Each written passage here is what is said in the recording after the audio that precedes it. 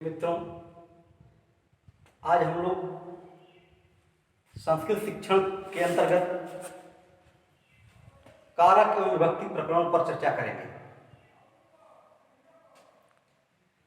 देखिए, संस्कृत में कारकों का बहुत महत्व है और कारक का ज्ञान जब तक नहीं होगा तब तक संस्कृत व्याकरण में तमाम कठिनाइयों का सामना करना पड़ता है। संस्कृत व्याकरण को सुगमता से समझने के लिए कारकों का अध्ययन आवश्यक हो जाता है तथा आज हम लोग कारक प्रकरण की चर्चा करते हैं। संस्कृत में कारक किसे कहते हैं, तो उसके लिए संस्कृत में एक वाक्य आता है, ब्लैक बोर्ड पर आप देखिए, साक्षात क्रियान्वयत्वम कारकत्वम। साक्षात क्रियान्वयत्वम कारकत्वम अर्थात क्रिया से साक्षात संबंध रखने वाला कारक होता है। क्रिया से साक्षात संबंध रखने वाले को कारक कहा जाता है। जैसे एक उदाहरण के रूप में देखते हैं, रामः पठति। रामः पठति, इस वाक्य में पठति क्रिया है। पठत से राम का साक्षात संबंध है, तो पठत क्रिया से राम का संबंध होने के कारण राम कारक की श्रेणी में आता है। राम को कारक हम लोग मानते हैं, राम को कारक कह सकते हैं।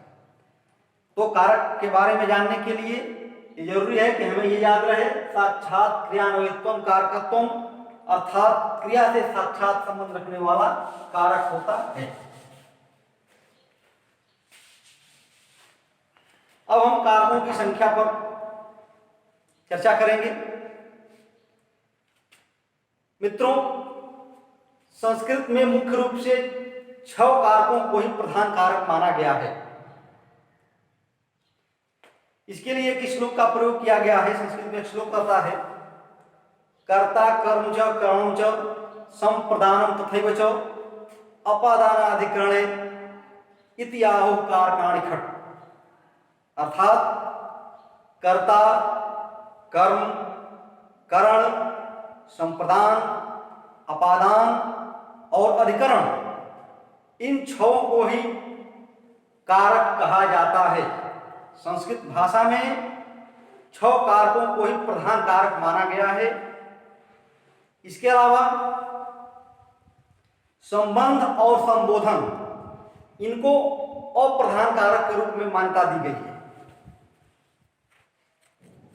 तो इस तरह कर्ता, कर्म, करण, संप्रदान, अपादान और अधिकरण ये प्रधान कारक हुए और संबंध और संबोधन अप्रधान कारक के रूप में मान्य है।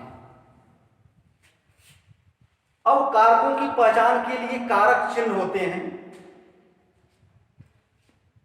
कारक चिन्हों का हम लोग अभी यहां पर देखेंगे। हम यहां पर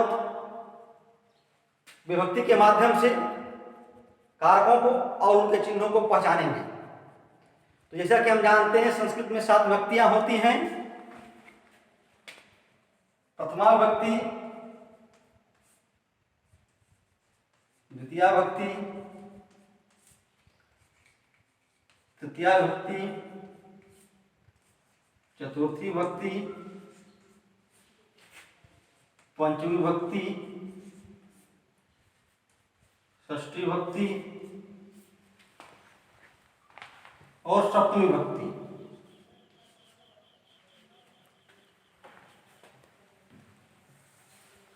हमने 3 कॉलम बना लिए और हमारा ये विभक्ति का कॉलम हो जाएगा। इसको हम लोग मिटा देते हैं। विभक्ति के कॉलम के बाद हमारा दूसरा कॉलम कारक के संबंध कारक का कॉलम बना लेंगे और तीसरे में चिन्ह का। तो इस तरह हमने 3 कॉलम बनाए। पहले कॉलम में विभक्ति, दूसरे कॉलम में कारक और तीसरे कॉलम में चिन्ह का जो हमने लिखा है। अब हम लोग देखेंगे प्रथमा विभक्ति के अंतर्गत कौन सा कारक आता है, कर्ता कारक। प्रथमा विभक्ति के अंतर्गत कर्ता कारक आता है और कर्ता कारक का चिन्ह होता है में, कर्ता ने, कर्ता ने। द्वितीय विभक्ति के अंतर्गत कर्म कारक आता है, कर्म कारक का चिन्ह है को। कर्म कारक की पहचान क्या है? चिन्ह को, कर्ता ने कर्म को। तृतीय कारक के अंतर्गत, तृतीय विभक्ति के अंतर्गत आता है हमारा करण कारक। तृतीय विभक्ति के अंतर्गत करण कारक आता है और करण कारक का चिन्ह होता है से। इसको हम लोग कोष्टक में के द्वारा, तो माध्यम, ये माध्यम का को दर्शाता है। करण कारक का चिन्ह होता है से। अब चतुर्थी विभक्ति के अंतर्गत संप्रदान कारक आता है, संप्रदान कारक, और संप्रदान कारक का चिन्ह होता है के लिए। संप्रदान कारक का चिन्ह हमारा हो गया के लिए।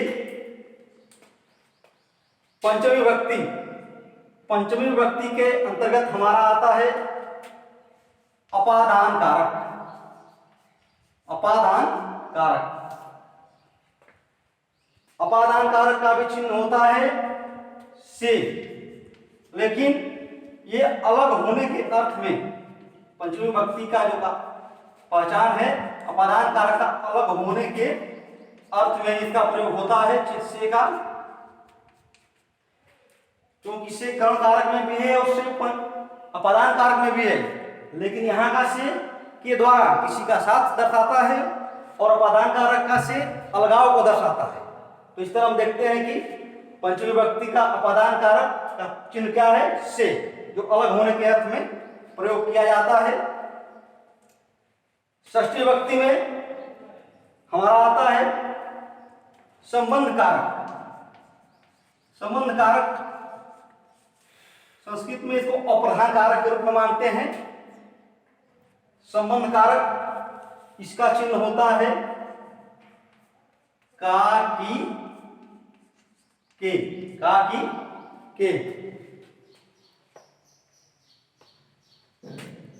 तो षष्ठी विभक्ति संबंध कारक का की के, और सप्तमी विभक्ति में होता है अधिकरण कारक। क्या होता है? अधिकरण कारक। सप्तमी विभक्ति अधिकरण कारक, इसका पहचान होता है, इसका चिन्ह होता है में, पै, पर। तो हमने देखा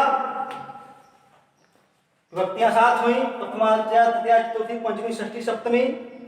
इसी के अंतर्गत कारकों की संख्या भी कर्ता, कर्म, करण, संप्रदान, अपादान, संबंध और अधिकरण सात हुए, और इन सातों के चिन्ह भी हमने देखे।